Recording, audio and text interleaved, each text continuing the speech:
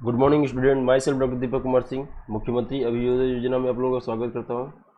बेटा, हम लोग पढ़ रहे थे cell the unit of life. उसमें हम लोगों ने 2 क्लासेस ऑलरेडी पढ़ रखी है। हम लोगों ने सेल क्या होता है, प्रोकैरियोटिक सेल, यूकैरियोटिक सेल, इन सब के बारे में डिफरेंस पढ़ लिया और उनके प्रोकैरियोटिक सेल्स में क्या क्या स्ट्रक्चर्स होते हैं, क्या यूकैरियोटिक सेल से जो उनको अलग बनाते हैं, और क्या क्या होता है कॉम्प्लेक्सेशन, कैसे कंपार्टमेंटाइजेशन होता है, और कैसे जो है डिवीजन ऑफ लेबर होता है सेल ऑर्गेन्स का यूकैरियोट में, ये हमने देखा। उसके बाद हमने देखा प्लांट सेल और एनिमल सेल्स में क्या अंतर है, क्या डिफरेंसेस है। उसके बाद अब हम लोग यूकैरियोटिक सेल्स पढ़ रहे हैं। यूकैरियोटिक सेल्स में हम लोग क्या पढ़े हैं, प्लाज्मा मेम्ब्रेन के बारे में पढ़ लिया, जो आरबीसी के स्ट्रक्चर को इलुसिडेट किया था। तो लास्ट क्लास में हम लोगों ने प्लाज्मा मेम्ब्रेन के बारे में पढ़ा और उसके डिफरेंट जो मैकेनिज्म है ट्रांसपोर्ट का, उसके बारे में पढ़ा, जैसे कि osmosis, active transfer, facilitated diffusion, इन सब के बारे में लास्ट क्लास में हम लोगों ने पढ़ा। हम लोग पढ़ रहे थे सेल वाल पे, कल छोड़ा था। आज हम लोग सेल वाल से शुरू करते हैं और आज इस टॉपिक को ख़त्म कर लेते हैं समझ के। ठीक है, तो शुरू करते हैं हम लोग सेल वाल से। तो सेल वाल में देखो बच्चों, हम क्या जानते हैं कि ये हम जानते हैं कि जैसे कोई भी एनिमल सेल होगा खासकर, तो उसमें जो होगा केवल आउटर जो कवरिंग होगी, जो सेल थ्योरी में भी बताया था स्वान ने कि जो कोई भी सेल है, एनिमल सेल है, उसकी जो आउटर कवरिंग एक मेम्ब्रेन है।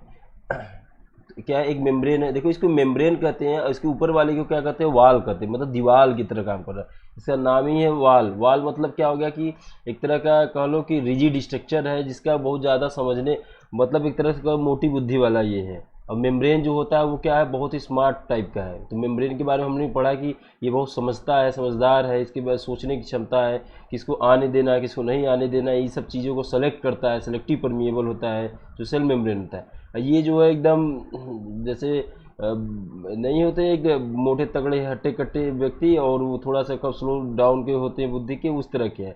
मतलब इनका काम क्या है, पावर में बहुत ज़्यादा होते हैं। मतलब कोई भी बाहर से, जैसे अगर ये मेम्ब्रेन रहा है, प्लांट का सेल है, अभी देखो ये मेम्ब्रेन है, अंदर मेम्ब्रेन है, सेल मेम्ब्रेन है, तो इसको प्रोटेक्शन देगा। ये एक तरह का बॉडी गार्ड है। किसकी तरह का, बॉडी गार्ड का। बाहर से कोई मैक्रो मालिक्यूल आया, ये कहेगा नहीं जाने देंगे। छोटा मोटा रह रहा है जो मतलब फिर भी ये बहुत सी चीज़ों को जाने देना है, जाने देता है। लेकिन कुछ ऐसे चीज़ें होती हैं जिनको एकदम नहीं जाने देता, जो बहुत माइक्रो मालिक्यूल्स होते हैं, तो उनको ये जाने नहीं देगा। दूसरी बात क्या करेगा बच्चों की, ये सेल मेम्ब्रेन जो होगा वो निर्धारित करेगा कि आगे किसको जाना है, किसको नहीं जाना है, किसको सेलेक्ट करना है, किसको नहीं करना है। इसका केवल ये काम है कि एक तो गार्ड करना। कोई मान लो इन्फेक्टिशियस डिजीज आया तो सेल के अंदर जाने से पहले किससे लड़ेगा वो, मतलब इसको पार करना होगा, सेल वॉल को पार करना होगा। दूसरी बात फिर क्या हो गई, जैसे ही तो इन्फेक्शन से एक तो बचा है, दूसरा मान लो बहुत ज़्यादा धूप है, डेसिकेशन हो रहा है, तो कहीं ना कहीं ये एक प्रोटेक्टिव वाल की तरह ही काम कर रहा है। तीसरी बात ये हो गई कि कहीं भी अगर मान लो जैसे मैकेनिकल डैमेज हुआ, जैसे मान लो कोई मैकेनिकल डैमेज हुआ, तो ये प्रोटेक्ट करेगा ना इसको। अब एक तो है नहीं, सेल तो बहुत से हैं, तो उस सब में एक यूनिट की तरह ऐसे काम कर रहा है। तो ये सब सारे क्या करते हैं, इसको रिजिड बनाते हैं, स्ट्रांग बनाते हैं। और दूसरी बात है कि एक सेल से दूसरे सेल में कनेक्शन में भी ये मदद करते हैं। ठीक है। अब ये देखा जाता है कि सेल वॉल किस केमिकल का बना होता है, ये बहुत इंपॉर्टेंट बात होती है। तो अब हम तो जानते हैं कि सेल वॉल पहले कहाँ पाया जाता है, तो प्लांट के केस में हमने देखा कि नहीं, एनिमल के केस में हमने देखा कि नहीं पाया जा रहा है, एनिमल के केस में नहीं पाया जा रहा है। अब ये नहीं कहना कि यूलिना में मतलब है तो सेल वॉल नहीं है, और जैसे कि ये प्रोटिस्टा में बहुत से होते हैं तो उसमें है, तो वो एक अलग ही चीज़ है। एनिमल में जनरली क्या होता है, एब्सेंट है। अब प्लांट में क्या होता है, प्रेजेंट होता है। और इसके अलावा फंजाई में प्रेजेंट होता है, और किस में होता है, बैक्टीरिया में। तो लेकिन हम लोग सेल वॉल किसका यहाँ पढ़ रहे हैं, यूकैरियोटिक का केवल पढ़ रहे हैं। तो बैक्टीरिया का अगर हम देखेंगे तो यहाँ किसका बना होता है, पेप्टाइडोग्लाइकान का, जिसको कहते हैं क्या, पेप्टाइड प्लस क्या, प्रोटीन। मतलब प्रोटीन, पेप्टाइड का मतलब था प्रोटीन, और क्या होगा कि शुगर का, शुगर और प्रोटीन का, तो इसको पेप्टाइडोग्लाइकान, मतलब ये शुगर पार्ट हो गया और ये क्या हो गया, प्रोटीन पार्ट हो गया। बैक्टीरिया को, फंजाई का जो होता है वो सेल वॉल बना होता है किसके बच्चों, काइटिन का, काइटिन का बना होता है, ये नाइट्रोजनस कंपाउंड होता है। प्लांट का बना होता है किससे, सेलुलोज का। तो ये तो मेजर थिंग्स हैं, लेकिन इसके अलावा भी और भी चीज़ें होती है। प्लांट में देखो क्या क्या इंक्लूड होता है। प्लांट में तुम्हारा एलगी से शुरू करोगे, algae, ब्रायो, टेडो, gymno, टेडो, algae, ब्रायो, टेडो, gymno, NGO, ये सब होंगे। तो सबके सेल वॉल में कुछ ना कुछ डिफरेंसेस होते हैं। मेजरली तो सेलुलोज तो रहेगा, हर जगह रहेगा, लेकिन इसके अलावा भी और भी बहुत सी चीज़ें होंगी। तो खासकर एल्गी की टर्म में हम देखते हैं थोड़ा सा वेरी करता है। तो अब देख लेते हैं क्या क्या है। उसके बाद और कुछ चीज़ें जो समझनी है हमको, ये समझनी है कि जो सेल होता है, जैसे ये सेल की कवरिंग है, जो ये है सेल की कवरिंग, सेल मेम्ब्रेन जिसे कहते हैं, और मतलब ये सेल मेम्ब्रेन है, ये वाइट हो जाए, ये है तुम्हारा सेल मेम्ब्रेन। अब यहाँ पे जो होगा, इसकी ऊपरी वाली कवरिंग जो होगी वो क्या होगी, सेल वॉल होगी। ऊपर वाली कवरिंग जो है तुम्हारी ये है सेल वॉल होगी, सेल वॉल होगी। इसका जो नेचर होता है, जैसे ये जो होता है ये ग्रोथ करता रहता है, सेल वॉल हमेशा चेंज होता रहता है। ये इसका नेचर होता है, मतलब इसको कहते हैं सेल वॉल। और ये हमेशा क्या होता है, वेरी करता रहता है। तो ये कभी प्राइमरी नेचर का होगा, कभी सेकेंडरी, कभी टर्सरी नेचर का, और एक साथ दोनों एग्जिस्ट कर सकते हैं, प्राइमरी भी, सेकेंडरी भी या टर्सरी भी। तो ये मान लो अगर पहला जो सेल वॉल होगा उसको हम क्या कहेंगे, प्राइमरी सेल वॉल। क्या कहेंगे बच्चों, प्राइमरी सेल वॉल। ये मान लो प्राइमरी सेल वॉल है। जो दूसरा सेल वॉल होगा वो टुवर्ड्स द मेम्ब्रेन बनेगा। अब ये नहीं समझना कि ये बाहर की तरफ बनेगा, नहीं, दूसरा वाला सेल वॉल बनेगा वो ये रहेगा। देखो ये यहाँ पे ये यहाँ रहा, देखो ये दूसरा वाला सेल वॉल है, ये ऐसे पूरा घूम गया यहाँ तक। तो इसको हम क्या कहेंगे, सेकेंडरी सेल वॉल। फिर कह रहे हैं कि एक सेल वॉल और बना, तो फिर क्या हो जाएगा, टर्सरी वो बनेगा, टर्सरी भी यही बन जाएगा, ऐसे अंदर की तरफ। तो जब भी नया सेल वॉल ऐड हो रहा है तो किधर, टूवर्ड्स द मेम्ब्रेन, अंदर साइड में ही ऐड हो रहा है, और ये बाहर की तरफ हो जाएगा। तो धीमे धीमे डिमिस कौन होगा, ये प्राइमरी वाला सेल धीमे धीमे खत्म होगा, फिर ये होगा, ऐसे ऐसे करके ये चलता रहता है। तो याद हमेशा रखना कि जो न्यू सेल वॉल बनता है वो इनसाइड बनता है, टुवर्ड्स द मेम्ब्रेन बनता है। एक बात ये होगी। दूसरा क्या होता है, सेल वॉल जब इतना प्रोटेक्शन होता है तो कह रहे हैं कि जब एक सेल से दूसरे सेल में जाना होगा तो वो तो ये प्रिवेंट भी करेगा। जैसे ये देखो एक सेल है और दूसरा ये सेल, यहाँ पे ये दूसरा सेल है। अब इन दोनों को आपस में कनेक्शन बनाना है, कनेक्शन बनाना में कि साइटोप्लाज्मिक कनेक्शन, जिससे एक्सचेंज हो सके मटेरियल। तो ये क्या काम कर रहा है, तो ये कह रहा है कि ये वाला भी क्या है, सेल वॉल, ये वाला भी सेल वॉल है। तो ये कह रहा है कि हम आने जाने नहीं देंगे। तो ये कहा कि नहीं नहीं, कुछ परमिशन दीजिए जिससे क्या होगा, आपस में हम लोग एक्सचेंज कर सके। तो ये यहाँ पे, अच्छा, इन दोनों के बीच में एक लाइन होती है जिसको कहते हैं मिडिल लैमिना, एकदम बीचों बीच। ये जो होगा वाइट वाला दिख रहा है आपको, वो क्या है, मिडिल लैमिना। क्या है, मिडिल लैमिना। बेटा ये जो मिडिल लैमिना होता है ना, ये कैल्शियम के डिपोजिशन और पेक्टेट के, कैल्शियम पेक्टेट के डिपोजिशन की वजह से बनता है। आपको ये जानना चाहिए कि जो फ्रूट होती है ना, फ्रूट तो बहुत हार्ड होती है। जब वो राइप कर जाती है तो ये जो पेप्टेड है, कैल्शियम पेप्टेड है, ये लूज हो जाती है, ये खत्म, धीमे धीमे डिमिश हो जाती है, इसलिए वो लूज हो जाता है। तो फल पकने के बाद लूज क्यों हो जाता है, तो क्योंकि कैल्शियम पेप्टेड की जो लेयर थी मिडिल लैमिना में, वो धीमे धीमे क्या हो गई, लूज हो गई, और इस तरह से क्या हो गया, वो लूज सॉफ्ट हो गया। तो ये देखो, ये वाला जो रीजन था मिडिल लैमिना, यहाँ पे ये एक प्रोवाइड करता है सेल टू सेल कनेक्शन। क्या दे रहा है, सेल टू सेल कनेक्शन दे रहा है। तो बच्चों जब सेल टू सेल कनेक्शन दे रहा है, ये यहाँ से यहाँ तक, इसी को हम क्या कहते हैं, इसको कहते हैं प्लाज्मा डिस्माटा। तो सेल वॉल इतना तो है ही है कि वो तो कर ही रहा है, साथ में क्या कर रहा है, इंटर प्लाज्मा डिस्माटा के फॉर्मेशन में भी ये मदद करता है। समझ गया ना। तो अब अगल बगल वाले सेल से भी कनेक्शन करने में, मिडिल लैमिना बनाने में, मिडिल लैमिना जो होता है कैल्शियम पेक्टेट को भी बीच में करता है। मिडिल लैमिना कहाँ होता है, वो दो सेल के बीच में जो एक लेयर होती है उसमें होता है। हम लोग यहाँ देख लेते हैं इसके बारे में। As you recall the non living, ये वेरी वेरी इंपॉर्टेंट ये है कि ये नॉन लिविंग है। हम बताए थे ना कि ये एकदम उस तरह का है कि उसका कोई मतलब नहीं, बस वो खड़ा रहेगा कि हाँ। और cell wall outer covering of the plasma membrane के फंजाई, और इसमें फंजाई का किससे बना होता है बच्चों, काइटिन का, और प्लांट का किससे, सेलुलोज का, मेनली सेलुलोज का, और भी चीज़ें हैं।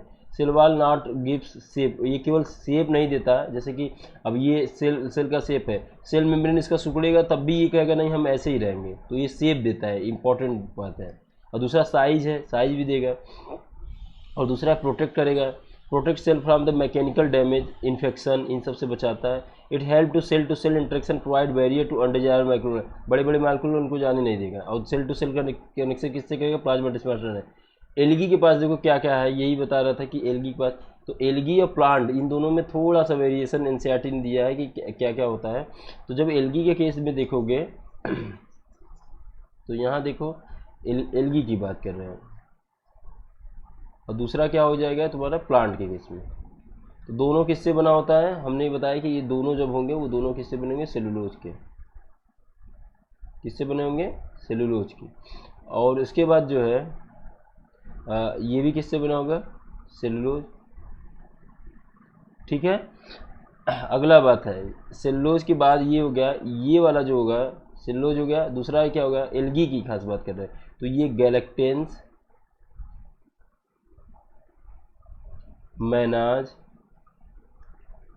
मैनान्स और जो है कुछ साल्ट, इसमें कुछ साल्ट होते हैं जैसे कैल्शियम कार्बोनेट CaCO3, ये होता है एल्गी का। इसका सेलुलोज देखो दोनों कॉमन था, किसमें, दोनों में कॉमन था सेलुलोज, हेमी सेलुलोज। सेलुलोज के साथ क्या हो गया, हेमी सेलुलोज। सेलुलोज के साथ हेमी सेलुलोज हो गया। उसके अलावा फिर क्या है, पेक्टीन है, पेक्टेज जो कैल्शियम पेक्टेन का बनता है, और प्रोटीन्स होते हैं, ये सब होते हैं। यहाँ कैल्शियम का भी होता है, कैल्शियम पेक्टेन। तो ये है, तो सेलुलोज, गैलेक्टेज, मैनान्स, ये साल्ट, कैल्शियम कार्बोनेट, ये आए तो algae. Plant cellulose, hemicellulose, pectin, proteins, तो ये हो जाएगा प्लांट। तो यही है सेल वॉल का वो। और अगर फंजाई आ जाए तो क्या लगाओगे, काइटिन। बैक्टीरिया आ जाए तो क्या लगाओगे, peptidoglycan. Protein, the cell of, ये लिख रहे हैं कि the cell of young plant cell उस किस नेचर का होता है, primary, capable to growth, which gradually diminish a cell mature. जैसे जैसे मेच्योर हो, जैसे ये हुआ सेल, जैसे ये सेल था तो इसके अंदर मेम्ब्रेन था, तो ये प्राइमरी नेचर था। जैसे ही नया वाला सेल वाल बनेगा, मतलब वो बनेगा सेल वाल बनेगा सेकेंडरी नेचर का, ये अंदर की तरफ बनेगा। तो धीमे धीमे ये खत्म होगा ना, जैसे और मोटा होगा तो ये धीमे धीमे डिमिश होता जाएगा। तो जैसे जैसे मेच्योर होगा प्राइमरी खत्म होगा, फिर सेकेंडरी, फिर टर्सरी, ऐसे ही होगा। और बनता किधर है, towards membrane. Secondary wall is formed on the inner मतलब अंदर की तरफ, toward membrane, inner membrane side cell. The middle lamella is the layer mainly conceal calcium pectate का, विच होल्ड ग्लू, ये ग्लू का काम करता है, दो सेल को जोड़ने का काम करता है। जैसे ये था, ये सेल वाल, ये सेल वाल, इसके बीच में, तो ये क्या ग्लू का काम करता है, neighbouring cell together. The cell wall and middle lamella में बी ट्रांसवर्टेड, मतलब ये यहाँ पे ट्रांसवर्टेड होता है, क्या बनाता है, प्लाज्मास्मेटा, साइटोप्लाज्मिक कनेक्शन के लिए। तो ये था तुम्हारा सेल वॉल। आगे बढ़ते हैं हम लोग, इंडो मेम्ब्रेन सिस्टम। देखो बच्चों, इंडो मेम्ब्रेन सिस्टम एक सिस्टम है ये। इस सिस्टम में आते हैं 4 सेल ऑर्गेनेल, EGLV। क्या आते हैं, EGLV, endoplasmic reticulum, Golgi body, और क्या, लाइसोसोम और वैक्यूल। अब ये कहा गया कि क्यों यही 4 आते हैं और क्यों नहीं आए, तो ये एक तरह का ऐसा सिस्टम है जिनका सारा जो वर्क होता है, इनका वर्क जो फंक्शन है वो कोऑर्डिनेटेड होता है।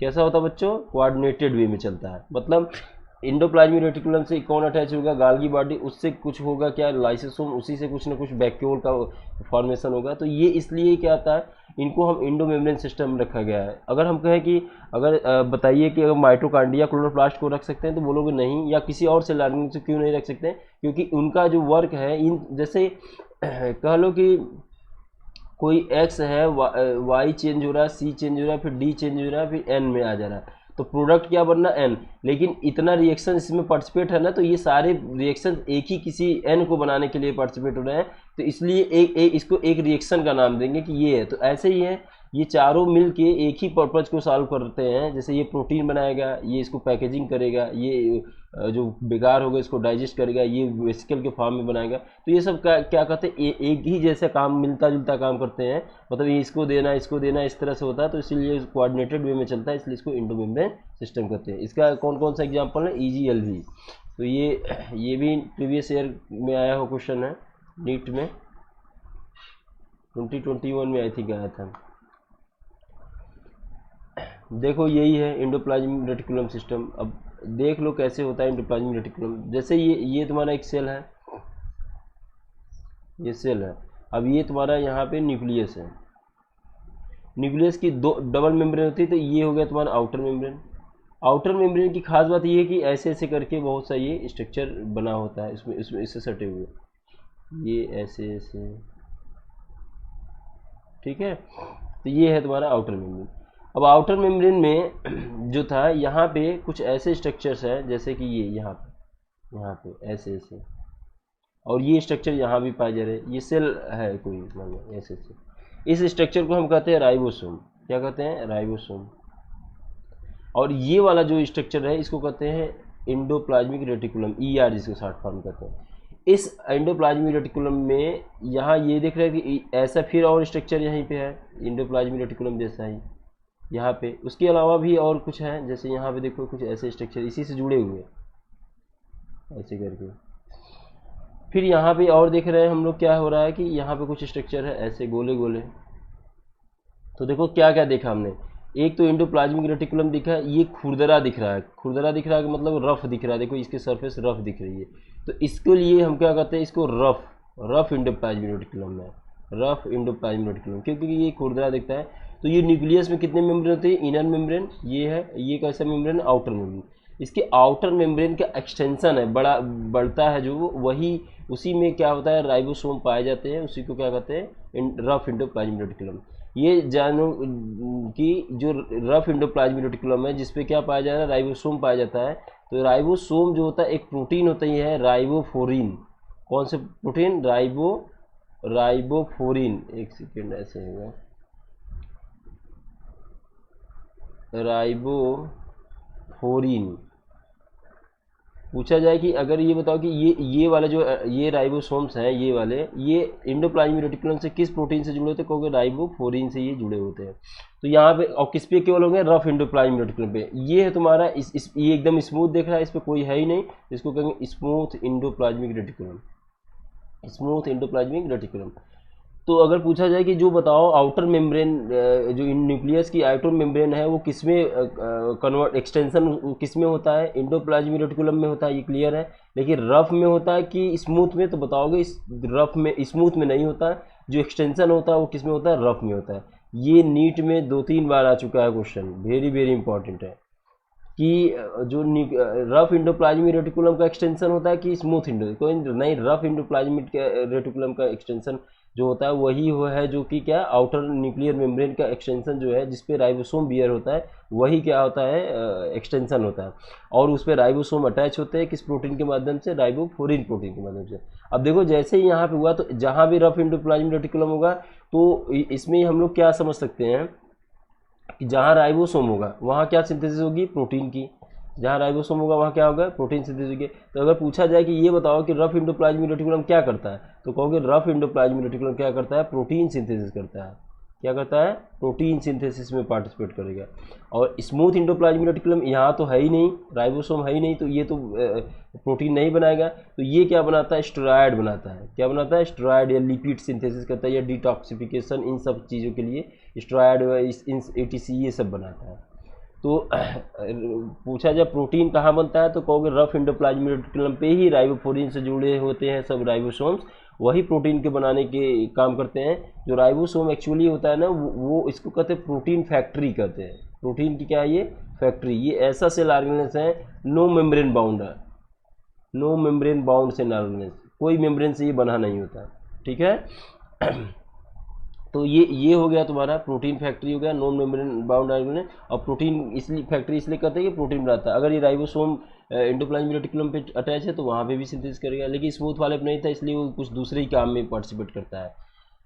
उसके बाद देखो इसी से जुड़ा हुआ है, एंडोप्लाज्मिक रेटिकुलम से ही जुड़ा हुआ है एक और ऐसे ही उसी की तरह कुछ स्ट्रक्चर है जिसको कहते हैं हम लोग गोल्गी बॉडी।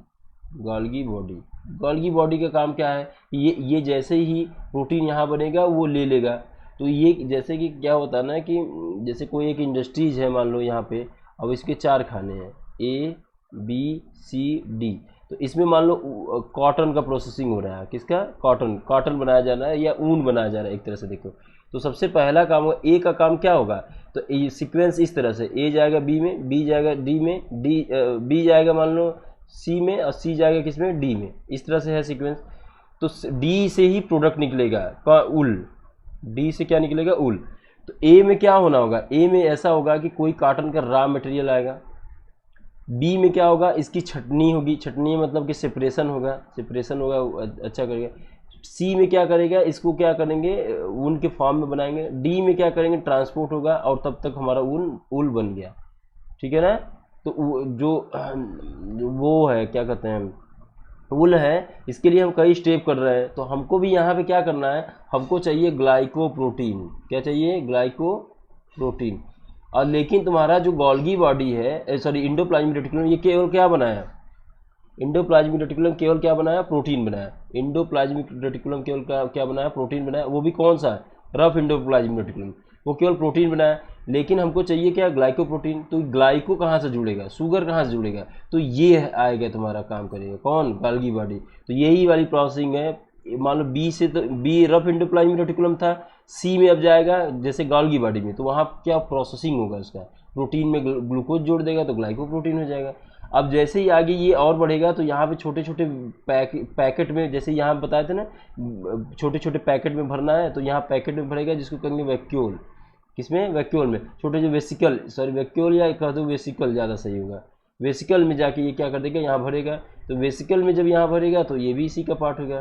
तो ये जैसे सबसे पहले प्रोटीन कहाँ से, डीएनए था, यहाँ से डीएनए से आरएनए, आरएनए से प्रोटीन, ये सब बनते गया। यहाँ प्रोटीन सिंथेसिस यहाँ हुआ एंडोप्लाज्मिक रेटिकुलम में। यहाँ प्रोटीन जैसे ही बना, कहाँ प्रोटीन आया, यहाँ पे आ गया प्रोटीन। ये प्रोटीन जाएगा ग्लाइकोप्रोटीन या इन सब प्रोसेसिंग होने के लिए, फिर ये जाएगा पैक हो जाएगा किसी, जैसे इसमें पैक हो गया, देखो यहाँ पैक हो गया। अब ये डिपेंड करेगा जिस जिस तरह का टारगेट होगा, इस पर सेल के अंदर ही जाना है, सेल के बाहर जाना है। तो बाहर जाना होगा उसको कोई एक्जोसाइटोसिस, सेल के अंदर जाना होगा तो कहोगे कि विद इन द सेल है, वो वर्क करेगा। इस तरह से ये वर्क करता है। हमने क्या समझा, इंडो मेम्ब्रेन सिस्टम इसलिए होता है कि इन सब का काम एकदम कोऑर्डिनेटेड है। जैसे कि ये वाला हमने बताया था, क्या ABCD का जो बताया था कि कोई प्रोसेसिंग यूनिट है, तो उसमें क्या आ रहा है कि देखो प्रोसेसिंग यूनिट है तो ए से जाएगा बी में, बी से जाएगा सी में, सी से फिर डी में। तो ए तुम्हारा मान लो न्यूक्लियस है, बी क्या है एंडोप्लाज्मिक रेटिकुलम, सी गोल्गी बॉडी, डी क्या है वैक्यूल है। तो इस तरह से ये क्या प्रोसेसिंग होगा। तो अल्टीमेटली ये क्या हो रहा है कि ये सब एक ही पार्ट के सिस्टम हो रहे हैं, तो इसलिए इसको कहते हैं इंडो मेम्ब्रेन सिस्टम। इसीलिए हम इसको इंडो मेम्ब्रेन सिस्टम कहते हैं। रफ एंडोप्लाज्मिक रेटिकुलम यहाँ पे प्रोटीन सिंथेसिस के लिए मदद करता है, लेकिन गोल्गी बॉडी उसमें कुछ मॉडिफिकेशन करता है। और वेसिकल क्या करता है, उस जो मॉडिफिकेशन हुआ है, जो प्रोडक्ट बना है, उसको पैकेजिंग का काम करेगा, पैकेजिंग का। इसलिए हम गोल्गी बॉडी को ट्रैफिक पुलिस भी कहते हैं of cell, traffic police of the cell. क्यों कहते हैं बच्चों, क्योंकि ये डिटरमाइन करता है कि किसको कहाँ जाना है, शार्टनिंग कर रहा है, मतलब आपको ये बाहर जाना है कि नहीं जाना है, उसी तरह से पैकिंग करेगा। दूर जाना है तो अच्छा पैकिंग करेगा, नज़दीक जाना है तो उस तरह से पैकिंग करेगा। समझ गया ना। तो क्या हम लोग पढ़ रहे थे कि सेल ऑर्गेनेल्स पढ़ रहे थे। सेल ऑर्गेनेल्स में हम लोगों ने शुरू किया था सेलवाल। सेलवाल के आगे हम लोग क्या पढ़ रहे थे, Indo membrane system. Indo membrane system में हमने बताया था कि क्या क्या होता है, EGLV, endoplasmic reticulum, Golgi body. इसका काम क्या था, RER का काम क्या था, प्रोटीन बनाना। और दूसरा गोल्गी बॉडी का काम क्या था, उसको पैकेजिंग करना। और दूसरा क्या करना, मॉडिफिकेशन करना, जो प्रोटीन बना है मॉडिफिकेशन करना। लाइसोसोम का काम क्या है, तो उसी वेसिकल के फॉर्म में ही एक स्ट्रक्चर इन्हीं गोल्गी बॉडी से ही बनता है। और वेसिकल का काम क्या है, या वो क्या लेके आगे बढ़ेगा, जब आगे के लिए वो जाएगा, ठीक है, या वैक्यूल का। तो ये करके आगे लेके जाएगा। तो इस तरह से ये क्या वे चलता है, इसलिए इसको एक कोऑर्डिनेटेड वे में इनका काम चल रहा है, इसलिए इसको कहते हैं इंडो मेम्ब्रेन सिस्टम के यही 4 पार्ट है, ठीक है। अब हम लोग आगे पढ़ लेते हैं, जितनी चीज़ें अभी समझे हैं कि rough endoplasmic reticulum, smooth endoplasmic reticulum में क्या अंतर है, कैसे है ये, तो NCERT समझते हैं।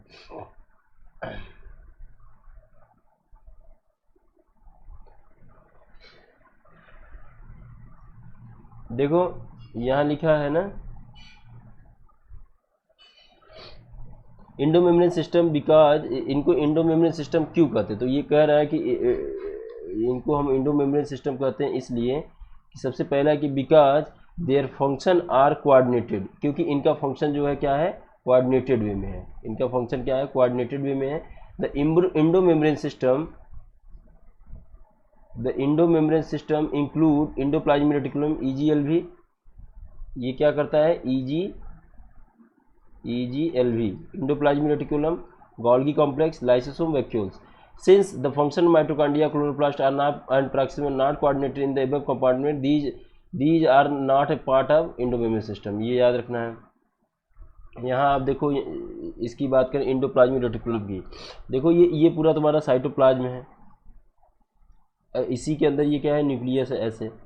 अब क्या हुआ कि इसका जो आउटर मेम्ब्रेन है किसका, ये न्यूक्लियस का है, तो ये देखो न्यूक्लियस है, ये न्यूक्लियर पोर है जहाँ से कुछ मटेरियल आउट जाएगा और कुछ मटेरियल अंदर भी आएगा न्यूक्लियर पोर से।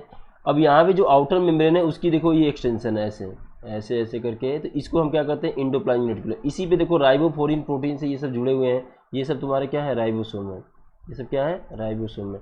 तो राइबोसोम जुड़ा हुआ है, तो राइबोसोम अटैच्ड है किससे रफ इंडोप्लाज्मिक रेटिकुलम, मतलब उसी खुरदरा दिख रहा है ना इसलिए रफ इंडो। अब यहाँ पे देखो स्मूथ इंडोप्लाज्मिक रेटिकुलम, यहाँ पे देखो कोई राइबोसोम नहीं है, तो ये प्रोटीन तो बनाएगा ही नहीं, जहाँ राइबोसोम होगा वही क्या बनाएगा, वही प्रोटीन बनाएगा। तो राइबोसोम यहाँ पे था, यही प्रोटीन सिंथेसिस में पार्टिसिपेट करेगा। जैसे ही यहाँ प्रोटीन बना तो ये कहाँ आएगा साइटोप्लाज्म में, कहाँ आएगा साइटोप्लाज्म में, सेल के साइटोप्लाज्म में। अब ध्यान से देखो यहाँ पे दो चैम्बर बन गया, एक तो इसके अंदर वाला ये सब जो है देखो इसके अंदर वाला ये वाला, और एक क्या होगा साइटोप्लाज्म वाला। तो ये एक कंपार्टमेंट बना लिया ना अपना, जैसे कि ये वाला था ऐसे यहाँ से यहाँ तक इतना घेर के ये क्या एक कंपार्टमेंट बना लिया। तो जो अंदर वाला जो होगा जो कंपार्टमेंट है वो क्या हो रहा है कि इसको कहेंगे ल्यूमिनल, क्या कहेंगे ये अंदर वाला जो कंपार्टमेंट इसको कहेंगे ल्यूमिनल कंपार्टमेंट, और बाहर वाले को क्या कहेंगे एक्स्ट्रा ल्यूमिनल। क्यों कहते हैं ल्यूमेन की तरह हो गया ना, जैसे अब ये सेल का था एक्सटेंशन ऐसे ऐसे करके घेर लिया ये, तो ये आउटर मेम्ब्रेन था, अब यहाँ वाला तो जो होगा इसमें जगह हो गया ना, तो इसको क्या कहेंगे ल्यूमेन की तरह हो गया। और ये क्या गया सेल साइटोप्लाज्म वाले रीजन को क्या कहते हैं एक्स्ट्रा ल्यूमिनल रीजन, ये वाला, ठीक है ना। तो अब ये प्रोटीन सिंथेसिस यहाँ पे होगा और उस तरह से आगे ये बढ़ेगा। अब देखते हैं हम लोग कि एनसीईआरटी क्या कर रहे हैं। ये जो होता है endoplasmic reticulum electron microscope studies से पता चला कि ये जो है एग्जिस्ट करता है, रिवील्ड बताता है कि प्रेजेंस ऑफ नेटवर्क। रेटिकुलम का नाम ही है इसका क्योंकि ये नेटवर्क की तरह है, किसकी तरह है नेटवर्क की तरह, देख नहीं रहे ऐसे ऐसे नेटवर्क की तरह है, और आप टीनी ट्यूबुलर स्ट्रक्चर ट्यूब की तरह है structure scattered in the cytoplasm that are called endoplasmic reticulum. ये स्कैटर्ड होता है, चाहे देखो ये है ट्यूबुल की तरह एकदम था, ये है इसके अंदर वाला ल्यूमिनल होगा, बाहर वाला क्या हो एक्स्ट्रा ल्यूमिनल हो गया। Intracellular the hence the ER divide into intracellular two distinct luminal अंदर के पार्ट के इनसाइड इन एक्स्ट्रा है cytoplasm. The ER often endoplasmic often show ribosome attach to the outer surface. तो ये जिस पे अटैच है किससे राइबोफ्लोरिन से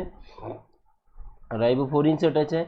the endoplasmic reticulum bearing ribosome on their surface is called rough endoplasmic reticulum. In absence of ribosome they appear smooth, they are called smooth endoplasmic। तो ये वाला देखो इस पे राइबोसोम नहीं है, राइबोफ्लोरिन का काम भी यहाँ नहीं है, यहाँ पे है, तो इसको कहेंगे स्मूथ एंडोप्लाज्मिक रेटिकुलम। तो rough endoplasmic reticulum frequently observe that the actively involve in protein synthesis. क्यों, क्योंकि यहाँ पे भाई राइबोसोम है, राइबोसोम प्रोटीन फैक्ट्री है, वो तो बनाएगा ही, सिंथेसिस भी करेगा सिक्रीशन भी करेगा, ये दोनों बात है। They are extensive continuous with outer membrane of nucleus, very very important यही था। आउटर मेम्ब्रेन के जो एक्सटेंशन है न्यूक्लियर मेम्ब्रेन का जो है वो रफ बनाता है कि स्मूथ, तो कहोगे rough endoplasmic reticulum. Smooth endoplasmic reticulum is the major site for synthesis of lipid, मतलब स्टेरॉयड हार्मोन इन सब को बनाने में ये मदद करता है।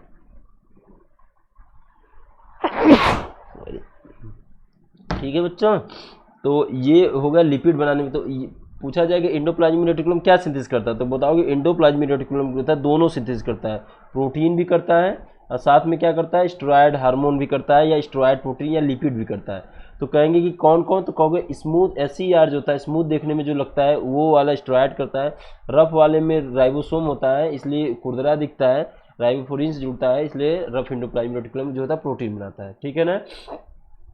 इंडोप्लाज्मिक रेटिकुलम में मेजर साइट आप ये बता ही दिया कि जैसे हार्मोन बहुत से सिंथेसिस स्टेरॉयड हार्मोन, जैसे सेक्स हार्मोन जो होते हैं वो कैसे होते हैं स्टेरॉयड हार्मोन, जैसे टेस्टोस्टेरोन।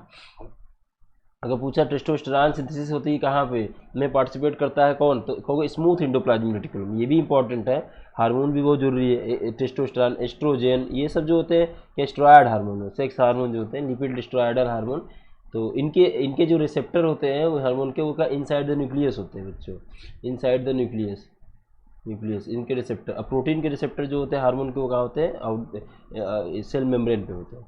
आगे हम लोग बढ़ते हैं, अब आते हैं हम लोग क्या करते हैं, कई बार ये भी देखा जाता है कि स्मूथ एंडोप्लाज्मिक रेटिकुलम जो डिटॉक्सिफिकेशन में भी काम आता है, किसमें डिटॉक्सिफिकेशन। अब डिटॉक्सिफिकेशन किसका क्या, कोई मान लो ड्रग्स हो गया इस तरह का, उसको में भी डिटॉक्सिफिकेशन में भी मदद करता है। दूसरा क्या होता है, स्टेरॉइड तो जानते ही है। अब आ जाते हो कैमेलियो गाल्गी वाला गाल्गी बॉडी। देखो ये बड़ा ही मतलब कह लो कि कई तरह का होता है, कुछ एंडोप्लाज्मिक रेटिकुलम की तरह ही होता है, लेकिन थोड़ा स्टैक, जैसे ऐसे सिस्टर्नी इसको कहते हैं, ऐसे ऐसे करके बहुत से अटैच्ड होते हैं एक दूसरे से, तो इसीलिए इसको गाल्गी बॉडी की जगह गाल्गी एपरेटस ज़्यादा सही कहते हैं, एपरेटस कहते हैं एकदम एक तरह का, मतलब बहुत ही। और ये इसको जब स्टेन करते हैं तो ये स्टेन ले लेता है। तो first observe densely stain reticulum, reticular structure near the nucleus, ये भी उसी की तरह रेटिकुलम है, नेटवर्क की ही तरह है, लेकिन ये थोड़ा है क्या, एपरेटस की तरह काम कर रहा है। There were later named Golgi body after him, मतलब कैमिलियो गाल्गी ने अपने नाम पे इसका नाम रख दिया कि Golgi body. They consist of many flat चपटे या फिर डिस्क की तरह, या सैप सिस्टर्नी, जैसे ये देखो सिस्टर्नी है, सिस्टर्नी देखो ऐसे ऐसे बनाओ ना, इस तरह की चीज़ों में ये पार्टिसिपेट करता है। 0.5 टू इतना diameter. These are stacked parallel to each other, एक दूसरे के पैरेलल है ना, ऐसे ऐसे ऐसे ऐसे, ये सब एक सिस्टर्नी, दो सिस्टर्नी थी, अब पैरेलल है। Varied number of cisternae are present in Golgi complex, ये वेरी करते हैं, कितना नंबर होगा डिपेंड करता है। गाल्गी बॉडी सिस्टर्नी या concentrically arrange near the nucleus with distinct. अब ये कह रहे हैं कि इधर हम लोग पढ़ लेते हैं, देखो यहाँ पे जैसे ये था न्यूक्लियस और ये था तुम्हारा आउटर मेम्ब्रेन, आउटर मेम्ब्रेन के एक्सटेंशन को ही क्या कहते थे, एंडोप्लाज्मिक रेटिकुलम। अब यहाँ पे हमारा राइबोफोरिन से ये राइबोसोम जुड़ा हुआ है, राइबोसोम, इसी में इसको हम क्या कहते हैं, RER। ये क्या है तुम्हारा आउटर मेम्ब्रेन, आउटर मेम्ब्रेन है। अब आगे बढ़ते हैं तो इसी के बाद ही तुरंत क्या होगा, इसी से जुड़ा हुआ होता है तुम्हारा क्या, सिस्टर्नी वाला जो है गाल्गी बॉडी, ये है तुम्हारा गाल्गी बॉडी, ये है तुम्हारा गाल्गी बॉडी। गाल्गी बॉडी में ये कहते हैं कि इसमें दो फेस होते हैं, एक पहला फेस इधर हो गया, दूसरा फेस इधर हो गया। तो इस वाले के फर्स्ट इसको कहते हैं, ये जो होगा ये हो गया सिस फेस, और ये हो गया तुम्हारा ट्रांस फेस। ट्रांस फेस दो चेहरे होंगे, सिस फेस और दूसरा क्या होगा, ट्रांस फेस। सिस फेस में क्या होता है, प्रोटीन सिंथेसिस कहाँ हुआ, रफ एंडोप्लाज्मिक रेटिकुलम में, और ये यहाँ पे क्या होगा, ये तुम्हारा प्रोटीन बन गया, ये देखो ये प्रोटीन बन गया, ये क्या बना, प्रोटीन। अब इसका जो होगा एडिटिंग या का मॉडिफिकेशन होगा, अब किस में जाएगा, इसमें। तो जो इधर वाला फेस है, कौन सा, सिस वाला फेस, कौन सा, सिस वाला, जो सिस वाला फेस होता है वो एक्चुअली देखने में कैसा होता है, ये कॉन्वेक्स की जगह होता है, ऐसे उधर की तरफ। तो ये सिस फेस जो होता है ये देखने में कैसा लगता है, कॉन्वेक्स की तरह, और ट्रांस वाला जो होता है वो देखने में लगता है किसकी तरह, कॉनकेव की तरह। ट्रांस वाला किसकी तरह होता है, कॉनकेव। तो सिस फेस को क्या हम कहेंगे, सिस फेस को कहेंगे फॉर्मिंग फेस, मतलब यहीं से ये एंट्री करेगा, आउट कहाँ से होगा, यहाँ से। तो ट्रांस फेस किसके लिए है, आउट के लिए, और सिस फेस किसके लिए, इन के लिए।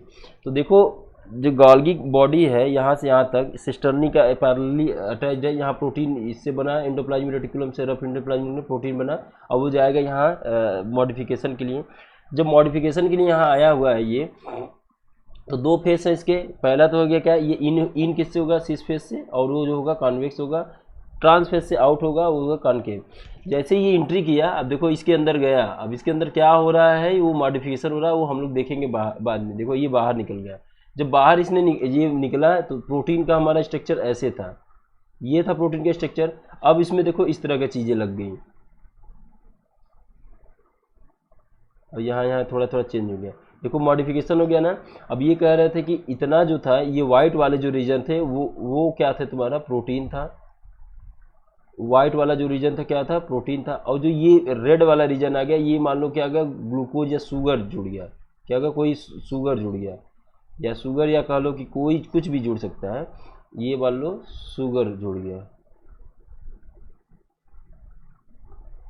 ये रहा तुम्हारा, ये है तुम्हारा शुगर, शुगर जुड़ा, इसको हम क्या कहेंगे अब, ग्लाइकोप्रोटीन। यहाँ इन्होंने एंट्री किसकी दी थी, प्रोटीन की, लेकिन अब क्या बन गया, ग्लाइकोप्रोटीन। तो ये क्या होगा, एक तरह का मॉडिफिकेशन हुआ किसमें, इस वाले में।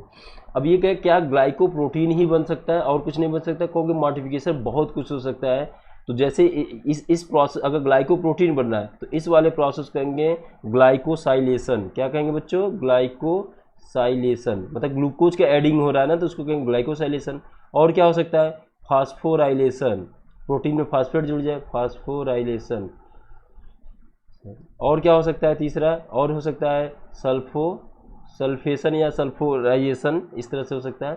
सल्फेट ऐड का हो रहा है, सल्फेराइजेशन, सल्फेटाइजेशन, इस तरह की चीज़ें हो सकती है। एक चीज़ नहीं हो सकता, जानते हो क्या नहीं हो सकता, यहाँ लिख सकते हैं चौथा, ये क्या है, पेप्टाइडेशन, पेप्टाइडेशन, ये नहीं हो सकता। बोलो क्यों नहीं हो सकता है, कहोगे ये पेप्टाइड तो बना ही है, प्रोटीन थोड़ी ना बन सकता है यहाँ पे, इसमें कुछ ऐड कर सकते हैं, सल्फेट ऐड सकते थे, फास्फेट कर सकते हैं, ग्लूकोज ऐड कर सकते हैं, इस तरह से ऐड कर सकते हैं। अब ये मत करिए कि पेप्टाइड को ऐड कर दे, पेप्टाइडेशन नहीं हो सकता। तो ये वेरी वेरी इंपॉर्टेंट है कि जो इसमें होता है, जो प्रोसेसिंग होती है गोल्गी बॉडी में, उसमें पेप्टाइडेशन नहीं हो सकता है, ग्लाइकोलाइजेशन हो सकता है, लिपिड का ऐड हो सकता है, कुछ भी, मतलब इस तरह का कुछ भी, शुगर या कुछ भी इस तरह का चीज़ें, जैसे लाइपोप्रोटीन हो गया, इस ग्लाइकोप्रोटीन हो गया, ग्लाइकोसाइलेशन से, लाइपोसाइलेशन से, फास्फोराइलेशन से, इस तरह की पैकेजिंग, ये चीज़ें हो सकती हैं।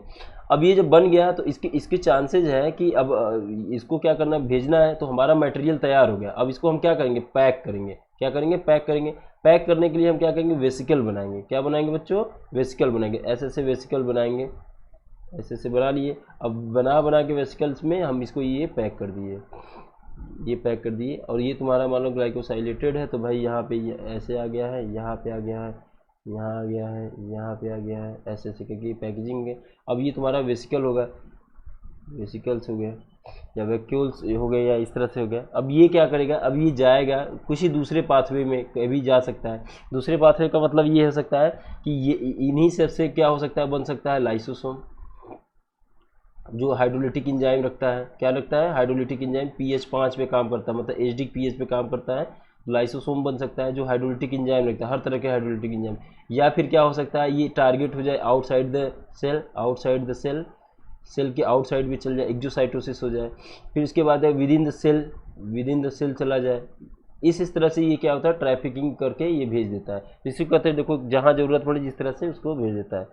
कई बार क्या होता है कि बहुत ज़्यादा प्रोसेसिंग सही से नहीं हो पाती, तो एक रिट्रीवल पाथवे चलता है, किससे, गोल्गी बॉडी से, फिर रिटर्न किसको कर देता है, इस वाले को।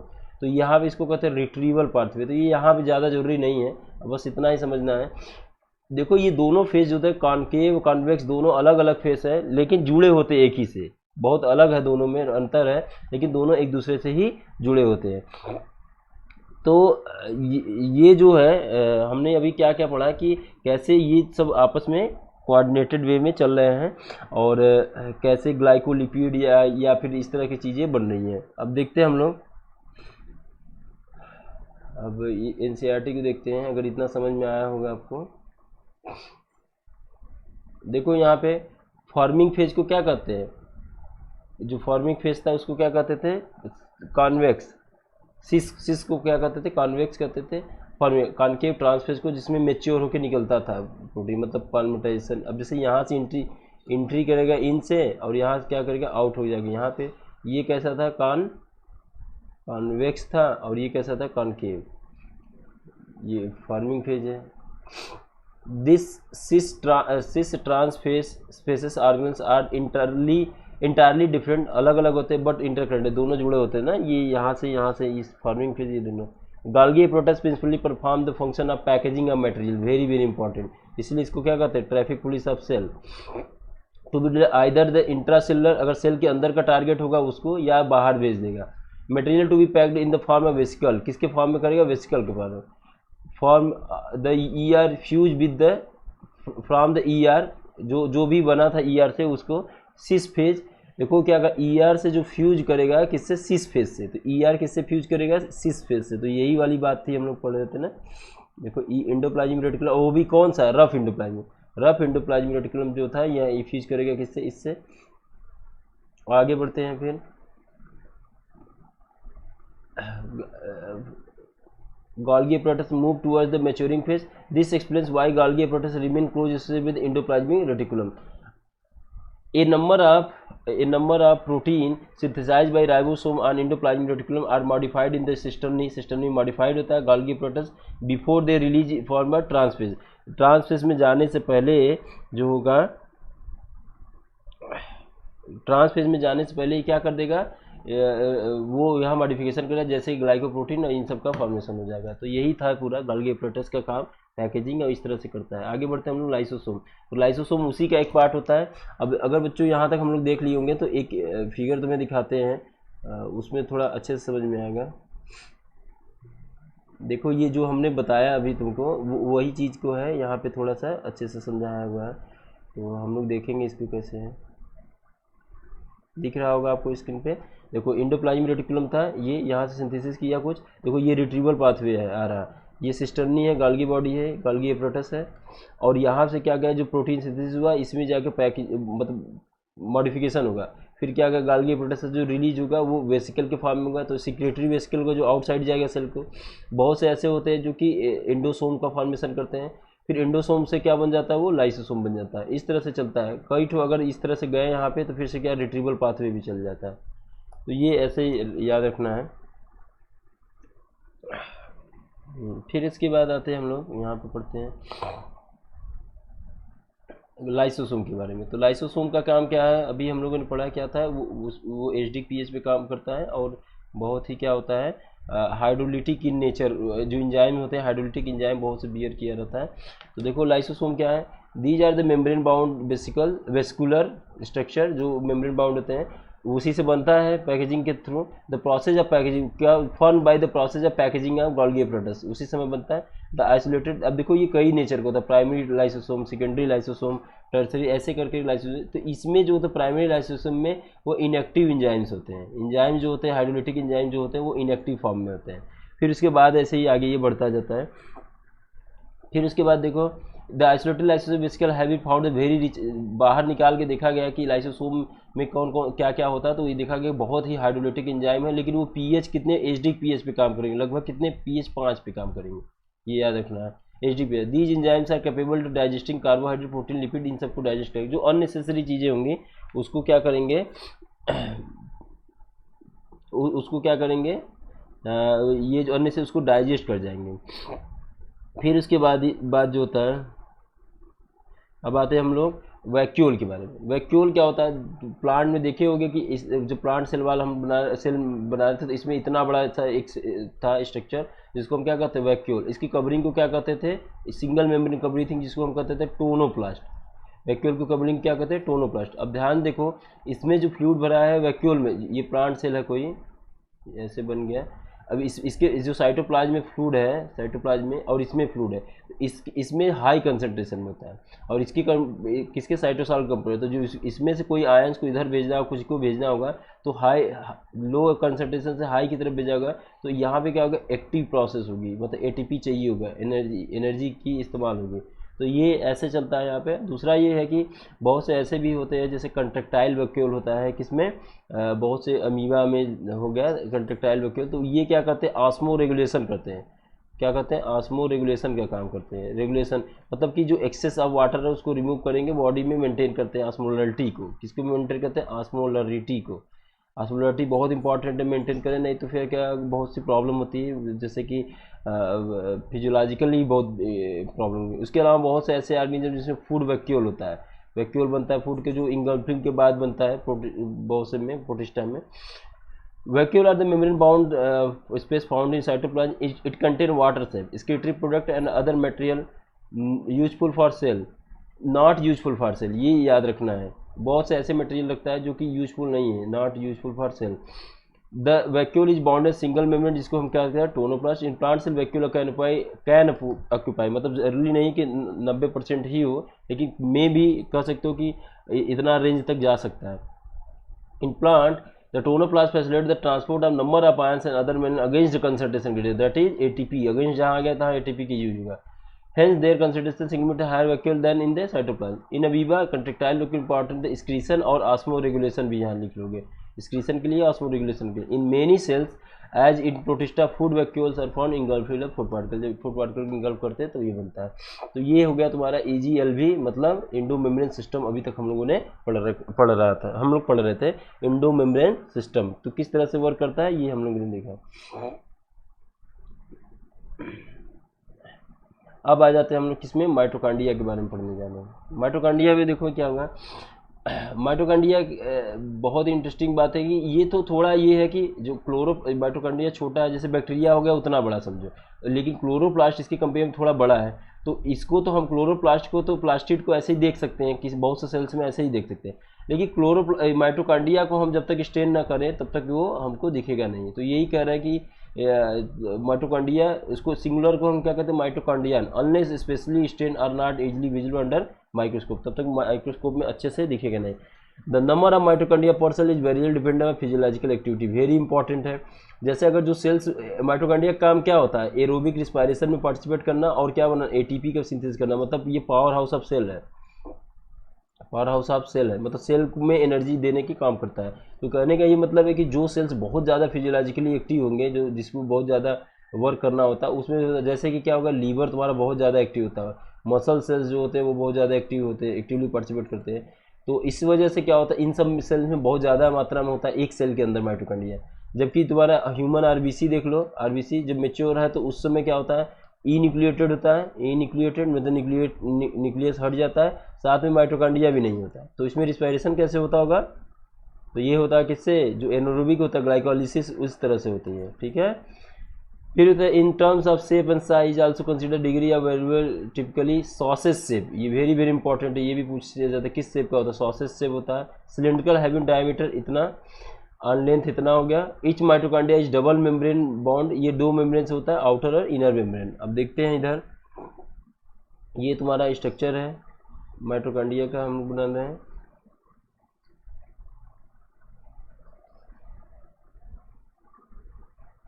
देखो ये वाला जो था तुम्हारा, ये क्या है, आउटर मेम्ब्रेन, और ये क्या है तुम्हारा, इनर मेम्ब्रेन।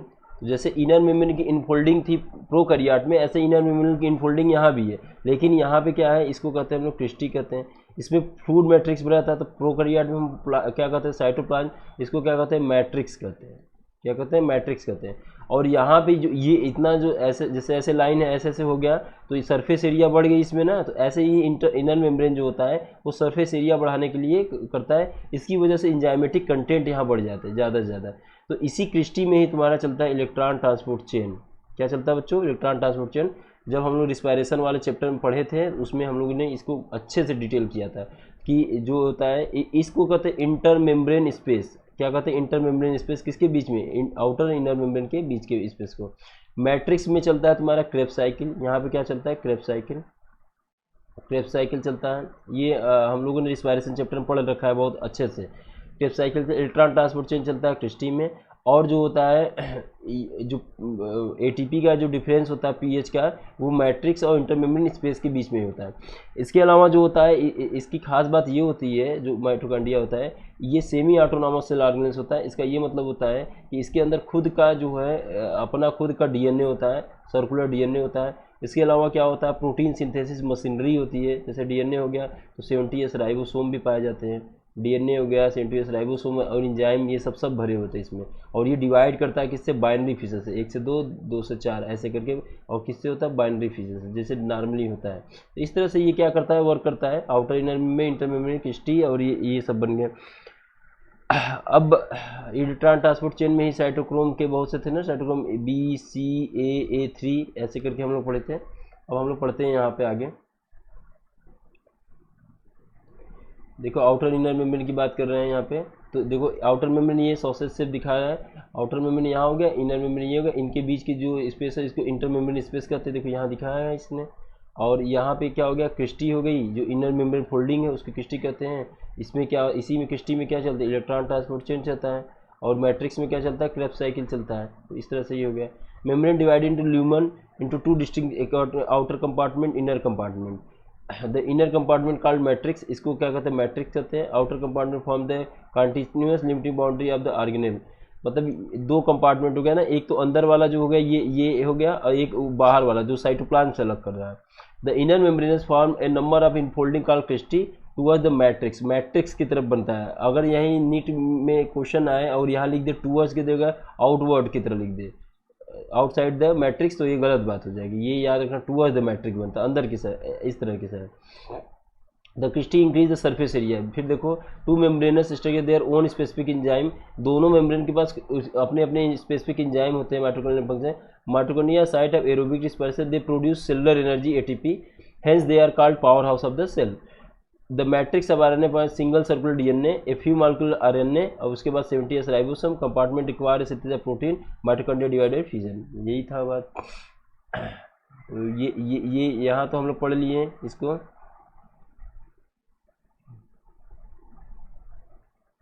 और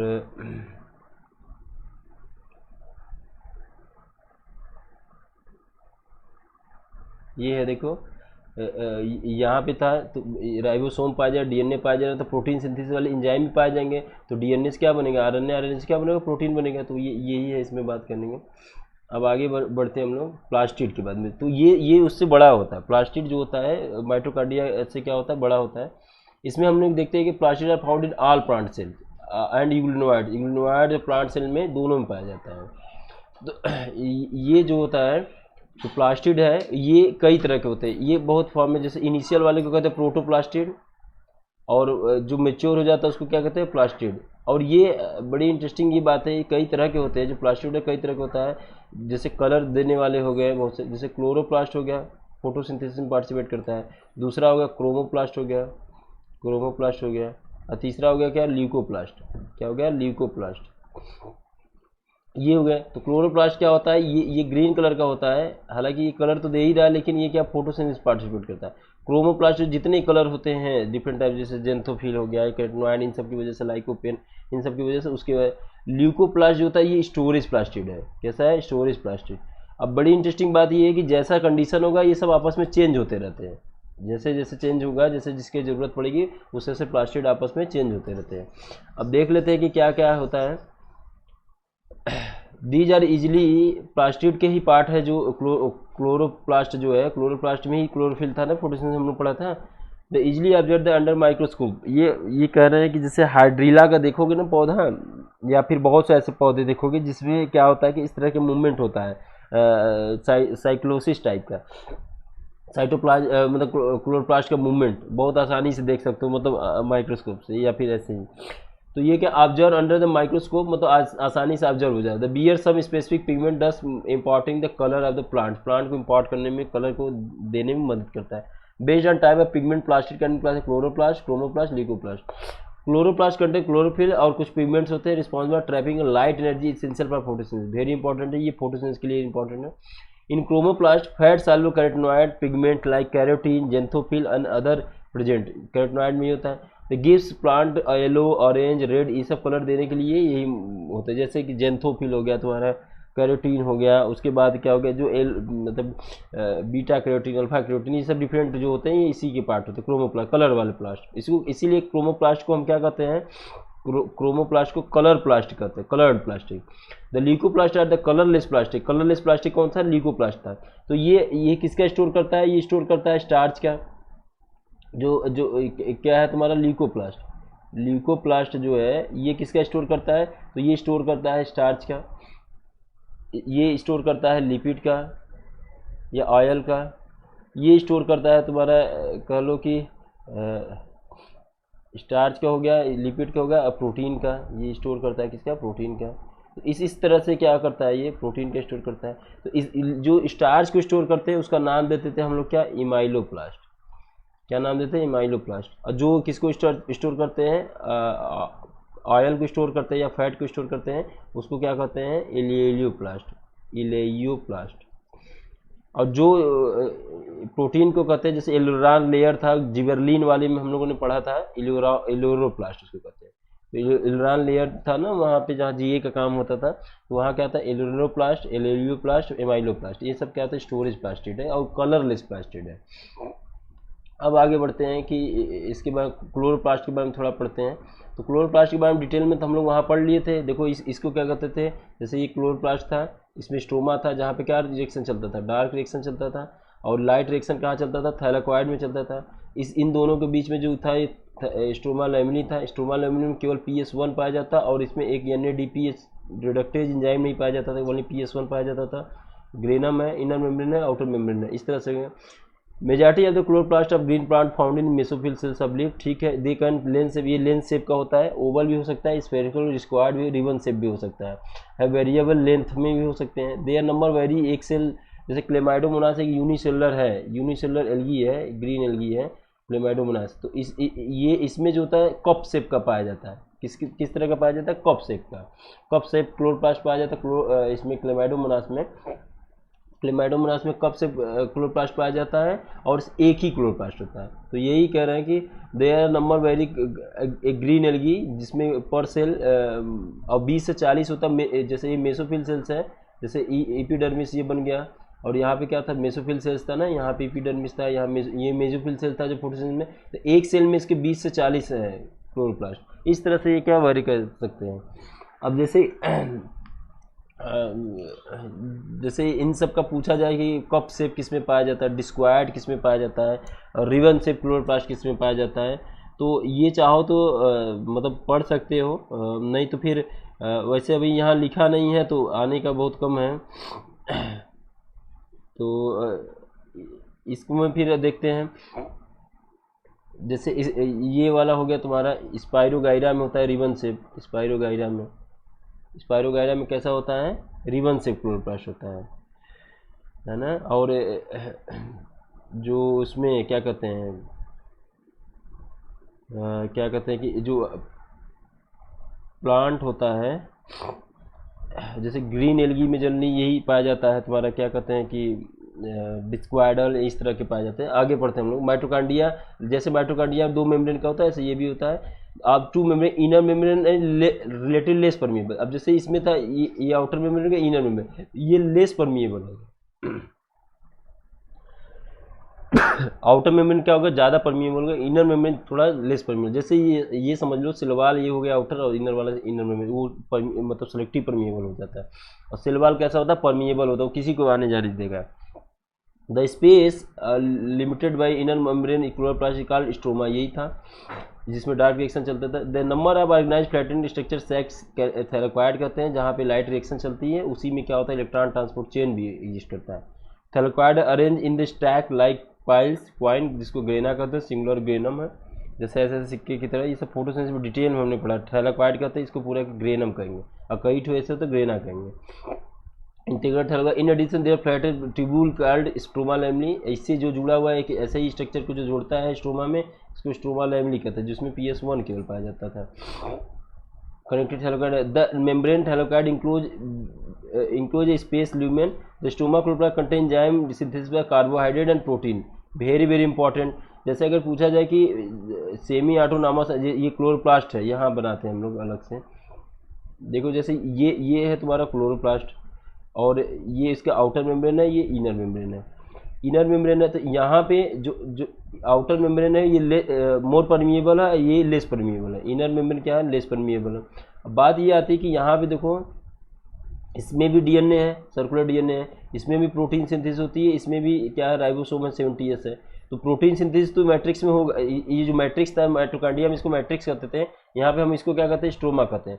तो यहाँ पे प्रोटीन सिंथेसिस होगी, तो यहाँ पहला तो स्ट्रोमा किसके लिए काम करता है? प्रोटीन सिंथेसिस के लिए। दूसरा क्या होगा? इसी में केल्विन साइकिल चलती है, स्ट्रोमा में डार्क रिएक्शन चलता है, तो यहाँ पे ही शुगर बनता है, तो ये शुगर को भी सिंथेसिस करता है। वेरी इंपॉर्टेंट है। जो माइटोकॉन्ड्रिया का मैट्रिक्स है केवल प्रोटीन सिंथेसिस करता है, जबकि क्लोरोप्लास्ट का जो मैट्रिक्स है, जिसको स्ट्रोमा हम लोग कहते हैं, वो प्रोटीन की भी सिंथेसिस करता है, दूसरा शुगर के। तो इसके जो इंजाइम्स होते हैं, ये दोनों प्रेजेंट होते हैं स्ट्रोमा में। यही बात यहाँ लिखा है। कार्बोहाइड्रेट के भी सिंथेसिस के लिए मदद करता है और प्रोटीन के भी। It also contain small double strand circular DNA, ribosome, pigment thylakoid, ribosome chloroplast smaller than 70S होता है। इसमें क्या होता है? 70S राइबोसोम, जैसे कि माइटोकॉन्ड्रिया में था उसी तरह। अब आ जाते हैं हम लोग क्या? राइबोसोम पढ़ते हैं। इसको पैलाडे ने, एक साइंटिस्ट, उन्होंने दिया था, यहाँ लिखा भी है 1953 में। राइबोसोम ग्रेनुलर स्ट्रक्चर, एक ग्रेनुलर होता है। और बड़ी इंटरेस्टिंग बात होती है कि ये 2 सब यूनिट में होते हैं। 2 सब यूनिट में मतलब एक बड़ा वाला होगा, एक छोटा वाला होगा। बड़े वाले तो 2 सब यूनिट में देखो 2 तरह के बताए जाते हैं, एक 70S, एक 80S। एक क्या होगा, इसको जब तोड़ोगे 50s हो गया प्लस 30s हो गया, और दूसरा क्या होगा 60s होगा, और क्या होगा 40s होगा। अब ध्यान से देखो एस क्या है यहाँ पे, यहाँ जो राइबोसोम होता है वो एस क्या है, तो एस को क्या होगा स्वेडबर्ग कांस्टेंट, क्या है स्वेडबर्ग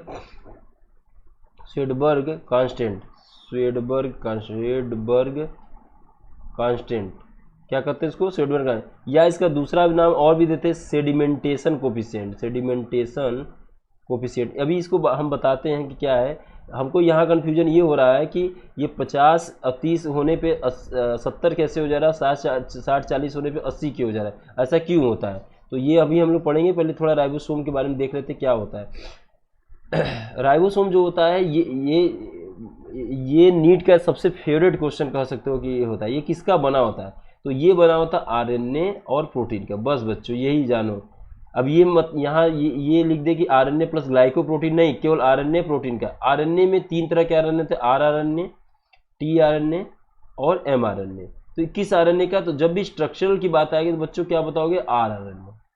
तो पूछा जाए कि बताओ कि प्रोटीन सिंथेसिस के लिए कौन सा आरएनए सबसे इम्पॉर्टेंट है, या फिर कह सकते हो तो कहोगे कि राइबोसोम जो होता है प्रोटीन फैक्ट्री होती है, तो उसमें जो आरआरएनए जो स्ट्रक्चरल बनाने में, राइबोसोम को बनाने में मदद करता है, तो ये बहुत इंपॉर्टेंट रोल प्ले करता है।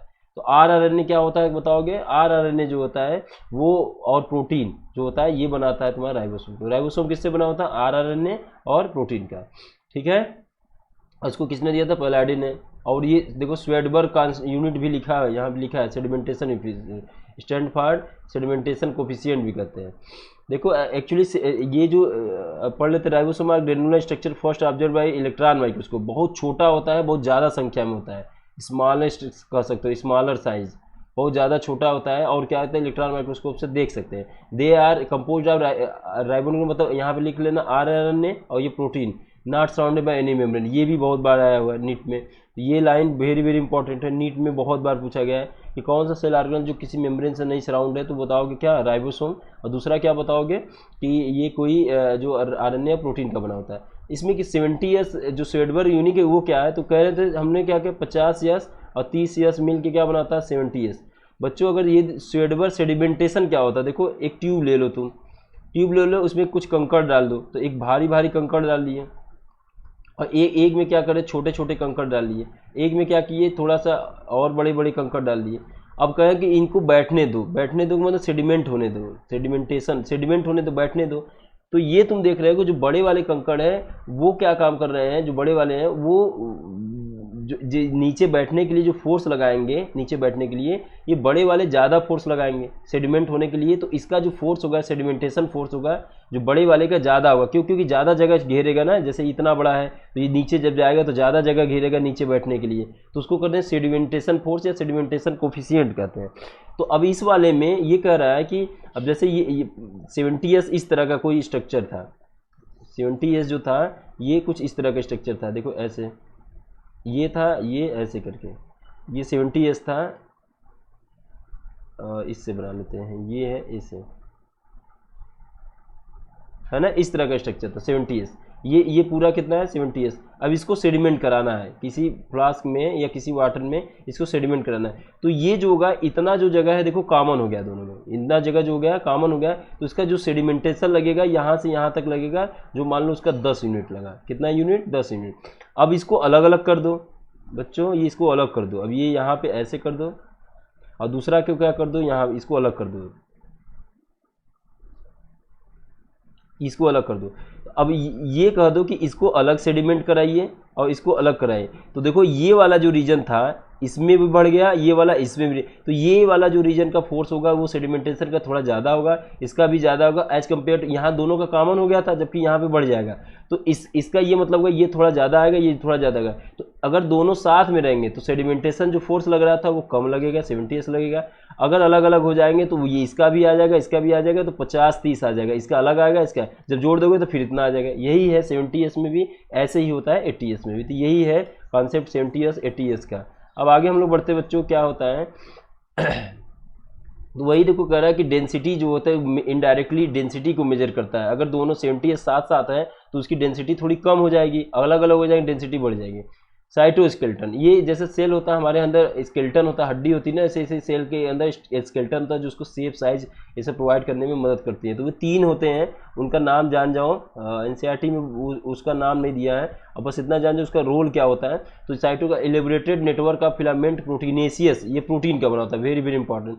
स्ट्रक्चर प्रेजेंट इन साइटोप्लाज्म या collectively referred as cytoskeleton. The cytoskeleton cell are involve in the main function such as mechanical support, motility, maintain the shape, ये सब में मदद करता है। जैसे प्लांट के केस में सिलवाल था जो शेप को मेंटेन करता था, लेकिन यहाँ पे हम ज़्यादातर देख रहे हैं कि सिलवाल नहीं है तो कोलैप्स होने की ज़्यादा चांसेस होते हैं। तो उसमें क्या कर रहा है कि साइटोस्केलेटन बहुत ही इंपॉर्टेंट रोल प्ले करता है। जैसे यहाँ देख लो, यहाँ साइटोस्केलेटन का बनाया हुआ है, देखो यहाँ पे साइटोस्केलेटन, ये है साइटोस्केलेटन। अब यहाँ पे देखो 3 है मेन, माइक्रोफिलामेंट, दूसरा क्या इंटरमीडिएट फिलामेंट, तीसरा क्या माइक्रोट्यूब्यूल। ये सब देखो, ये माइटोकॉन्ड्रिया है, इसी में देखो ऐसे ऐसे नेटवर्क की तरह बने हुए हैं, और सब किसके बने होते हैं, प्रोटीन के। तो 3 कौन कौन से हैं और क्या क्या मदद करते हैं, तो 3 है माइक्रोफिलामेंट, क्या है जो साइटोस्केलेटन, माइक्रोफिलामेंट, इंटरमीडिएट फिलामेंट, और तीसरा क्या है, माइक्रोट्यूब्यूल्स। ये सब जो है साइटोस्केलेटन का काम करते हैं। पूछा जाए कि बताओ साइटोस्केलेटन किसका बना होगा, तो बताओगे इस तरह से। अब आ जाते हैं हम लोग क्या, सिलिया फ्लैजिला। सिलिया फ्लैजिला बड़ी ही इंटरेस्टिंग बात होती है। प्रोकैरियोट में हमने देखा फ्लैजिला जो होता है उसका अलग कुछ सीन होगा, यूकैरियोट का फ्लैजिला जो होगा उसका कुछ अलग सीन होगा। जो प्रोकैरियोट का फ्लैजिला था और यूकैरियोट का फ्लैजिला था, उनमें बहुत से डिफरेंसेस होते हैं। इसमें जो अरेंजमेंट होता है इंटरनल सेल का, दोनों प्रोटीन का बना होता है।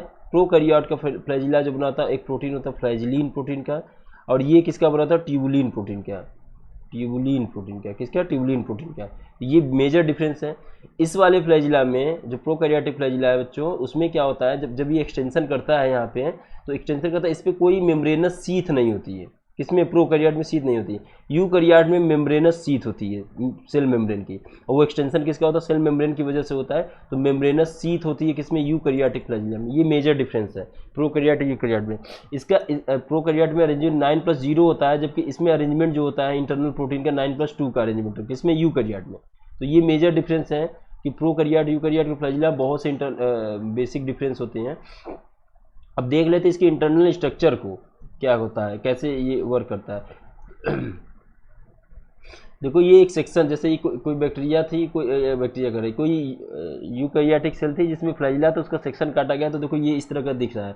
इसके जैसे ये था सेल, ये सेल था, अब इसी से फ्लैजिला निकला हुआ है सेल से, तो इसको इस सेक्शन काट के ये देखा गया। तो ये देखा गया किनारे किनारे 1 2 3 4 5 6 7 8 9 का अरेंजमेंट है। तो किनारे किनारे 9 का, सेंटर में 2 का, तो इसी को कहते हैं 9+2 का अरेंजमेंट। सिलिया फ्लैजिला दोनों का बेसिक स्ट्रक्चर ऐसा ही होता है, और ट्यूब्यूल माइक्रोट्यूब्यूल जो था उसी से बना था, ट्यूबुलिन प्रोटीन का।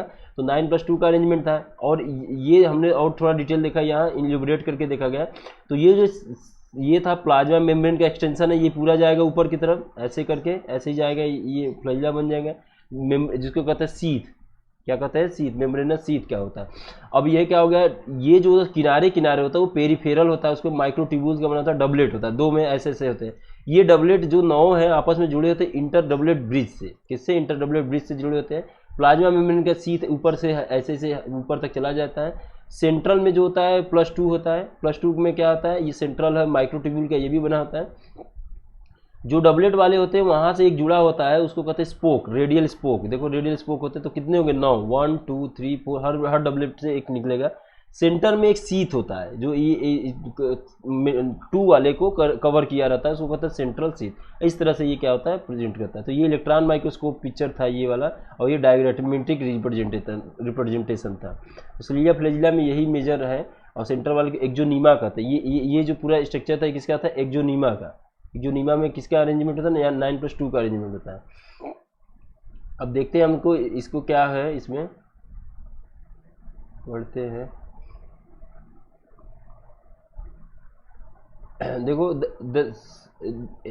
हेयर लाइक आउटग्रोथ, ये एक्चुअली जैसे नाव नहीं चलाते उसमें, उसकी तरह कुछ वर्क करता है ये। क्या फ्लैजिला जो होता है कि जैसे चप्पू की तरह ऐसे पीछे फेंकते हैं पानी को, ओर की तरह। तो cilia are smaller, work like oar. किसकी तरह वर्क करता है, ओर की तरह। और causing movement of either cell surrounding fluid, जो भी सराउंडिंग फ्लूइड होगा, जैसे ये फ्लूइड है सराउंडिंग, इसमें ये फ्लैजिला ऐसे पटकेगा तो आगे जाएगा। Flagella are comparatively longer responsible to cell movement, ये लॉन्गर होता है। The prokaryote flagella also has flagella, लेकिन ये फ्लैजिलिन प्रोटीन बनता है, जबकि स्ट्रक्चरली डिफरेंट होता है ये यूकैरियोट। इसमें 9+2 है, इसमें 9+1। The electron microscope study cilia flagella show that they covered with the plasma membrane, जिसको सीथ होता है, यही खास बात है यूकैरियोट वाले का। देयर कोर इज एक्सोनिमा, इसका जो कोर बना था एक्सोनिमा, और किसका अरेंजमेंट है 9+2 का। The process number of microtubules running parallel to long axis, the axoneme has 9 pair doublet, not हो तो किनारे किनारे था जो डबलेट वाला था। Radial arrangement peripheral microtubule and pair of central located microtubule, और सेंटर में 2 होता है माइक्रोट्यूब्यूल, और इसको सेंट्रल सीथ से घेरा आता है। सच अरेंजमेंट का 9+2, इसको 9+2 ही अरेंजमेंट कहते हैं। The central tubule are connected with the bridge are enclose with central sheath, वही है ब्रिज से जो सेंट्रल ट्यूब्यूल है वो क्या होता है, सेंट्रल ट्यूब्यूल से connected by bridge and are enclose by central sheath से होता है। Which connected 1 tubules for each peripheral doublet to radial spoke, thus the 9 radial spoke भी पाए जाएंगे।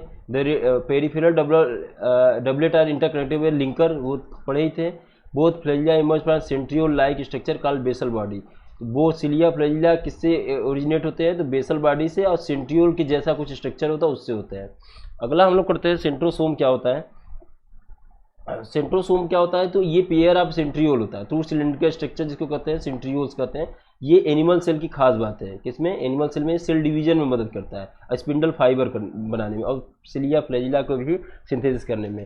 तो सेल डिवीजन में, स्पिंडल फाइबर बनाने में, और दूसरा क्या करता है, सिलिया फ्लैजिला बनाने में भी मदद करता है। एकदम जैसे उसको तुमने देखा एकदम सिमिलर टाइप का ही भी इसमें भी अरेंजमेंट होता है। मतलब क्या है कि बस अंतर क्या होता है, यहाँ जो साइड पेरिफेरल में डबलेट था, यहाँ पे क्या हो जाएगा, ट्रिपलेट हो जाएगा, जो साइड में जो था। और इसमें क्या होता है, कार्ट व्हील टाइप स्ट्रक्चर होता है। तो देखो ये they are surrounded by amorphous structure, amorphous peri centriolar material, both centriole are centrosome are like perpendicular to each other, each has organisation like cart wheel. अब देखो ये है कार्ट व्हील, मतलब जो चक्का नहीं होता उस तरह का चलता है। देखो ये है सेंट्रोसोम, सेंट्रोसोम है, और ये दिख रहा होगा आपको कार्ट व्हील की तरह स्ट्रक्चर दिख रहा होगा। हाँ ये देखो जैसे सेंट्रोसोम है, तो ये एक सेंट्रोसोम, तो 2 होगा जो माइक्रोट्यूब्यूल्स क्या कहते हैं, सेंट्रियोल होगा, एक सेंट्रियोल यहाँ, एक सेंट्रियोल, 2 सेंट्रियोल को हम क्या कहते हैं, सेंट्रोसोम। इसका जब सेक्शन काटते हैं तो देखो वही चीज़ है, 9 क्या है, पेरिफेरे पे है, लेकिन यहाँ पे क्या ट्रिपलेट है, तीन का अरेंजमेंट है, ग्लोबुलर सब यूनिट ट्रिपलेट का अरेंजमेंट है, और ये कार्ट व्हील की तरह स्ट्रक्चर बना रहा है, किसकी तरह, कार्ट व्हील की तरह। ये देखो कार्ट व्हील किसकी तरह, कार्ट व्हील स्ट्रक्चर ये है, देखो यहाँ तक बना है। सेंट्रल रॉड होता है, सेंट्रल में रॉड होता है, एस वाला स्पोक है, इस तरह से ये अरेंजमेंट होता है। ये सेंट्रोसोम, और इसका काम क्या होता है, वही से सेल डिवीजन वाले में बताएं, और किसमें जो होता है फ्लैजिला, इन सबको बनाने में मदद करता है। आगे बढ़ते हैं हम लोग इसके बारे में। देखो यहाँ made up of 9 spaced peripheral fibril of tubulin protein, ये भी ट्यूबुलिन प्रोटीन का बनता है, पेरिफेरल में 9 होते ही हैं। ईच पेरिफेरल फाइब्रिल है ट्रिपलेट, आ गया ना कार्टविल की तरह। अर्जेंट ट्रिपलेट आल्सो लिंक्ड, और दूसरे से एक दूसरे से लिंक होते हैं। The central part of proximal region centriole are also protein से कॉल्ड हब, सेंट्रल में जो होता है उसको हब कहते हैं, और वो भी स्पोक से जुड़े होते हैं। उसके बाद क्या है, which connected the tubules peripheral tubulate spokes made up of protein. The centriole form basal body of cilia, very very important, cilia का वेसल बॉडी बनाने में मदद करता है। दूसरा क्या है, spindle fibre give to spindle apparatus during the cell division in animal cell, very important. और सेंट्रियोल का जो डुप्लीकेशन होता है बच्चों, वो किस में होता है, एस फेज में होता है, किसमें, साइटोप्लाज्म में, और वो भी किसमें, एस फेज में।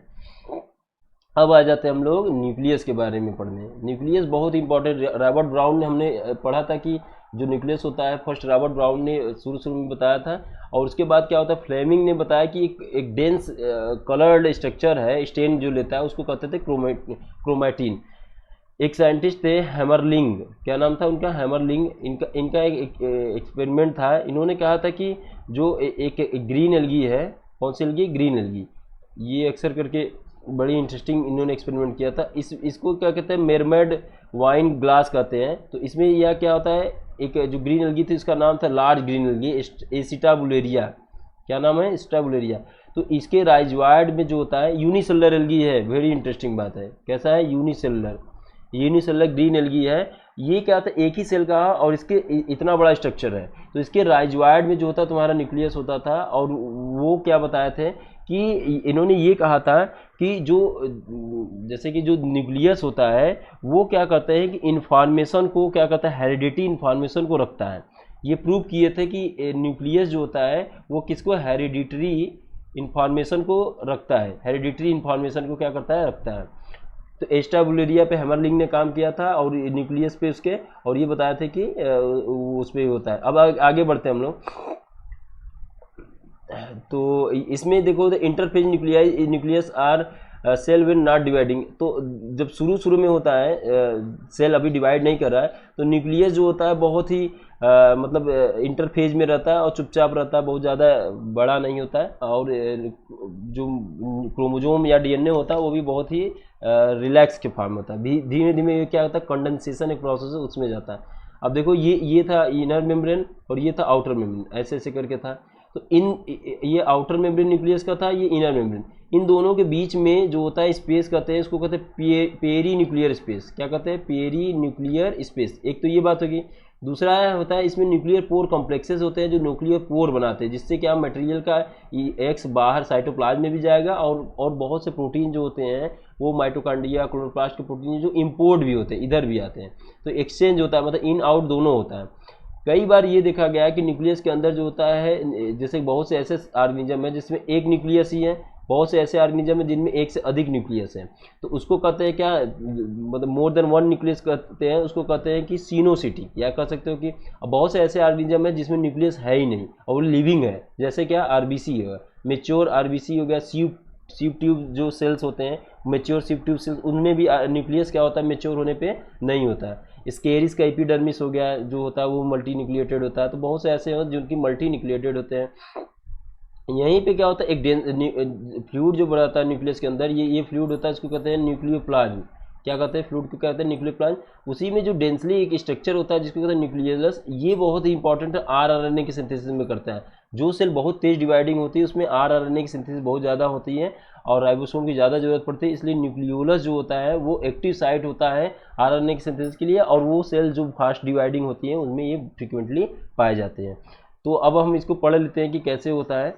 क्या लिखे हैं, interphase nucleus cell when they not dividing, जब डिवाइड नहीं करता है, highly extended and elaborated nuclear protein fibre called chromatin. Chromatin उसमें रहता है। न्यूक्लियर मैट्रिक्स वन और more spherical body called nucleoli, मतलब न्यूक्लियर की जो मैट्रिक्स उसको क्या कहते हैं, न्यूक्लियाई कहते हैं। Electron microscope revealed that the nuclear nebula which consist of two parallel membrane space, और स्पेस बिटवीन इसको पेरी न्यूक्लियर स्पेस कहते हैं, form barrier between material inside the nucleus that cytoplasm. Outer membrane usually remain continuous to endoplasmic reticulum also be ribosome. देखो फिर से यही बात कर रहा है, आउटर वाला जो होगा इसी पे राइबोसोम होगा, राइबोफोरिन से जुड़े होंगे जिसको कहते हैं रफ एंडोप्लाज्मिक रेटिकुलम। आगे बढ़ते हैं, at a number of places nuclear nebula interrupted minute spore, जिसको न्यूक्लियर पोर कॉम्प्लेक्स कहते हैं, बहुत से प्रोटीन्स उसमें पार्टिसिपेट करते हैं, which form fusion between two membrane.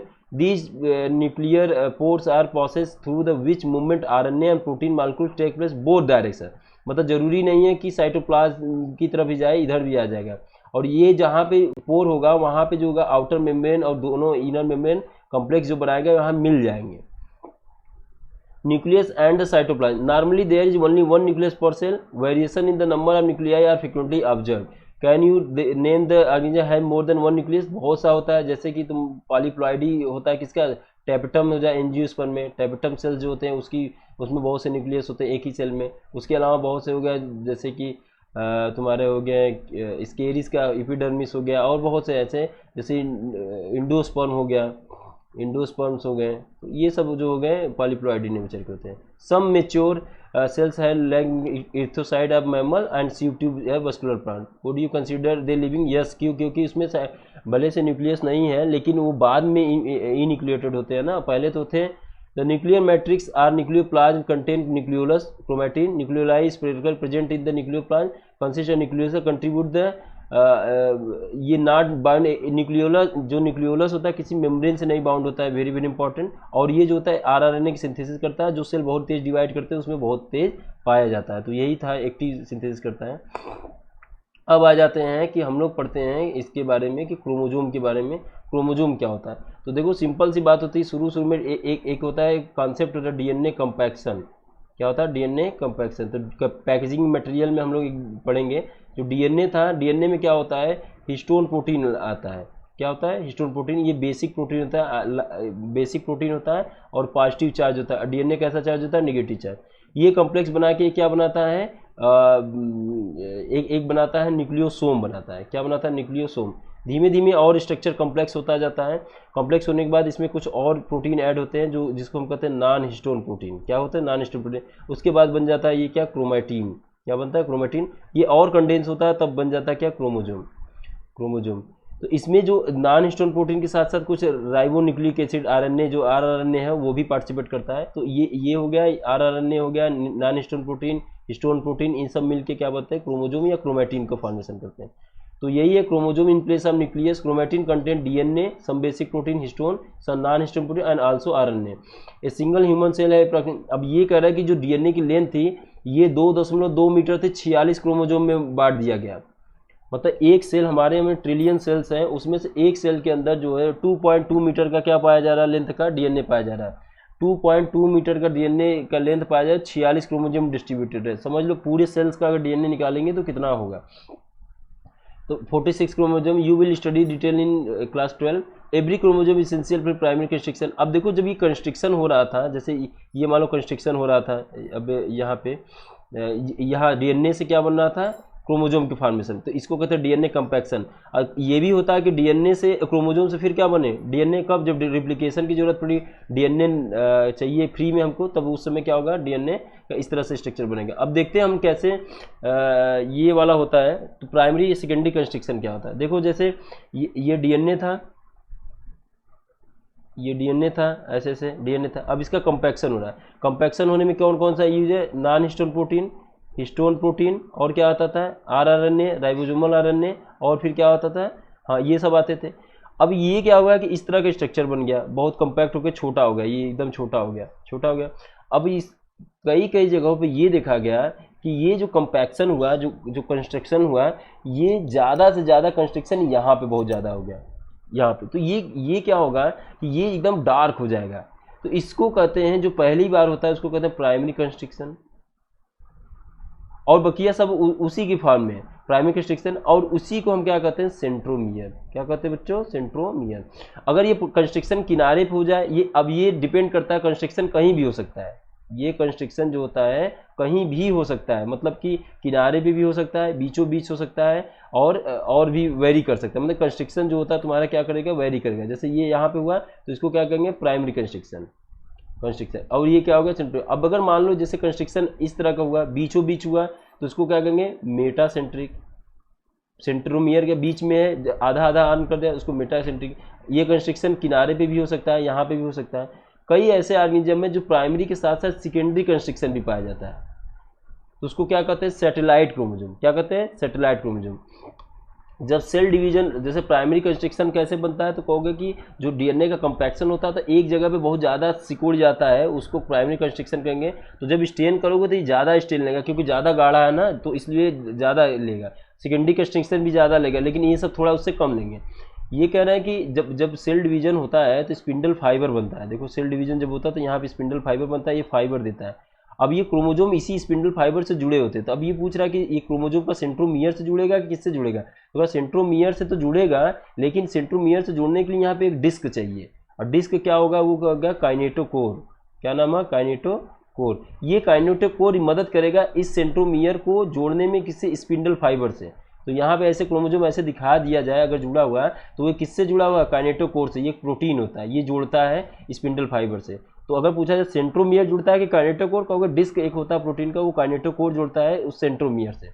तो क्या होता है बच्चों डीएनए के कंपैक्शन में प्राइमरी कंस्ट्रक्शन क्या होता है और सेकेंडरी कंस्ट्रक्शन क्या होता है। प्राइमरी कंस्ट्रक्शन के बाद क्या बनता है, सेकेंडरी कंस्ट्रक्शन के बाद क्या बनता है, ये हम लोगों ने समझ लिया। अब हम लोग देख लेते हैं कि इसमें कैसे क्या है।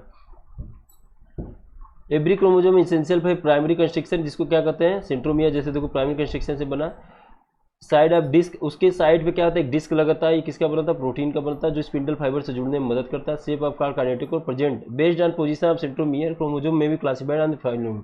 ये आया था इस बार नीट में 2021 में। मेटा सेंट्रिक किसे कहते हैं? क्रोमोजोम है मिडिल सेंटर, मतलब बीचों बीच अगर हो जाएगा तो इक्वल आर्म हो जाएंगे ना, उसको कहेंगे मेटा सेंट्रिक। सब मेटा सेंट्रिक में क्या कहेंगे? Chromosome centromere slightly away from the middle, मतलब थोड़ा सा दूर है मिडिल से।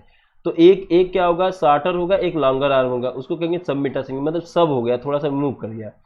इन case of acrocentric chromosome centromere situated close to it end, क्या होगा? इंड के एकदम क्लोज है, यहाँ पे है वन। इससे एक बहुत बड़ा आर्म बन जाएगा, एक ऐसा बन जाएगा, ऐसा करके यहाँ कंस्ट्रक्शन है, ये जो एक बहुत बड़ा बन जाएगा, एक छोटा बन जाएगा। और तीसरा टीलोमेरिक में एकदम टर्मिनल पे, सेंट्रोमियर एकदम टर्मिनल। अगर सेकेंडरी कंस्ट्रक्शन हो गया तो फिर क्या हो जाएगा? देखो जैसे यहाँ पे ये प्राइमरी कंस्ट्रक्शन से क्या बना? ये प्राइमरी कंस्ट्रक्शन सेंट्रोमियर बना, सेकेंडरी कंस्ट्रक्शन से क्या बना? Satellite chromosome. ये देखो अब यही है, सब दिखाया है कि देखो शॉर्ट आर्म बन सकता है, लॉन्ग आर्म बन सकता है, ये सब किसकी वजह से है?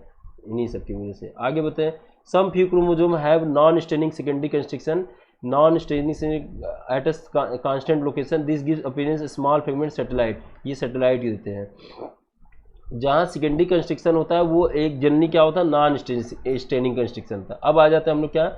माइक्रो बॉडीज पढ़ते हैं। तो माइक्रो बॉडीज क्या होता है कि ये बहुत से सेल ऑर्गेनेल्स को कहते हैं, जैसे पराक्सीसोम हो गया, ग्लाइक्सीसोम, पराक्सीसोम जो फोटो रिस्पायरेशन में होता है, पराक्सीसोम हो गया, हाइड्रोजिनोसोम हो गया। ये सब जो हैं ये सब स्ट्रक्चर्स हैं जो क्या काम करते हैं? माइक्रो बॉडीज है, और ये मेम्ब्रेन बाउंड होते हैं, बहुत इंपॉर्टेंट बात है। Called micro bodies contain variety. तो पराक्सीसोम जो था ये कैटलेज को, जैसे एक इंजाइम होता है कैटलेज, इन सब इंजाइम को ये रखता है, प्लांट एनिमल दोनों में होता है। तो माइक्रो बॉडीज जो होते हैं उसका होता है पराक्सीसोम हो सकता है, ग्लाइक्सीसोम हो सकता है, ये सब जो होते हैं क्या है? जैसे देखो यहाँ पे दिख रहा होगा, इसको माइक्रो बॉडी को क्या कहते हैं हम लोग? माइक्रो बॉडी को हम क्या कह सकते हैं? माइक्रो बॉडी को साइटोसोम भी कहते हैं। Is a type of organelle that is found in cell of plant, protozoa, animal organelle in micro body family included peroxisome, glyoxysome, glycosome and हाइड्रोजिनोसोम।